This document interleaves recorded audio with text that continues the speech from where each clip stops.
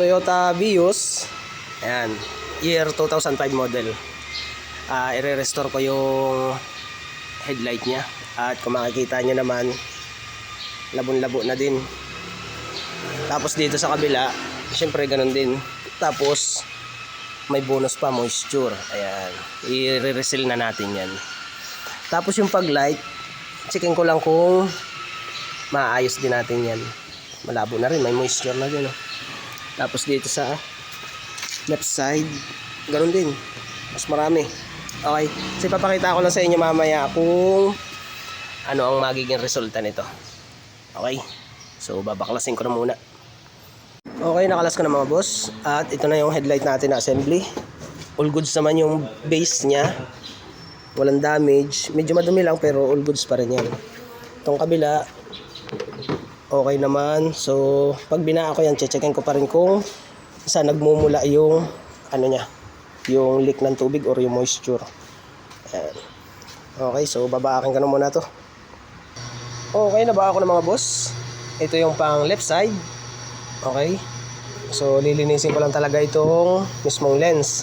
Yung pinaka base naman nya, anuhin ko na lang din yan, slightly ano lang yan, linis.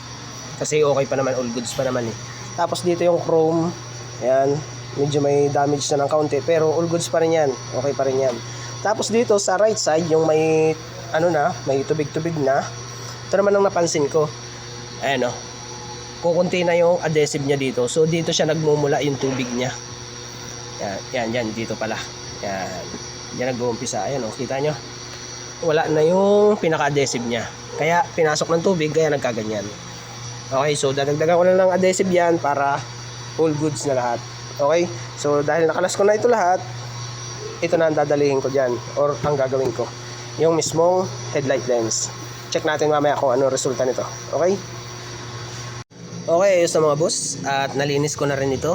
Yan ang pinaka sagad na linis. At syempre dinagdagan ko na rin siya nung pinaka adhesive nya para all goods na rin, silyado na. Okay, so dito sa lens nya, yan ang resulta natin. May pinagbago ba? Okay, so isasalpa ko na ito dito. Okay, ayos na mga boss. So yan yung finish natin. At i-round to ko pa yan ng polish. Ipapolish ko pa ulit yan. At may ilalagay pa ako dyang extra protection. Tapos ito, nilagyan ko na ng additional sealant or yung parang gum. Yan, yan yung ano nya. So awas-awas na yan. Tapos yan yung itsura nung pagkakabaak natin. All goods, wala siyang damage ng pinagsikwatan. Okay, so ayan yung sealant nya. Ayan, awas-awas pa yan para silyado talaga siya hanggang dito. Ayan. Okay, so isasalpa ko na muna ito dun sa ano, dun sa sasakyan para maibapin ko pa ng ayos. Okay, yan yung finish nya. All goods naman. Okay, so di gaya kanina, talagang drogi ito. Okay, so isasalpa ko na muna to. Yung mga boss, tapos na. At check lang natin. Yan yung finished product natin.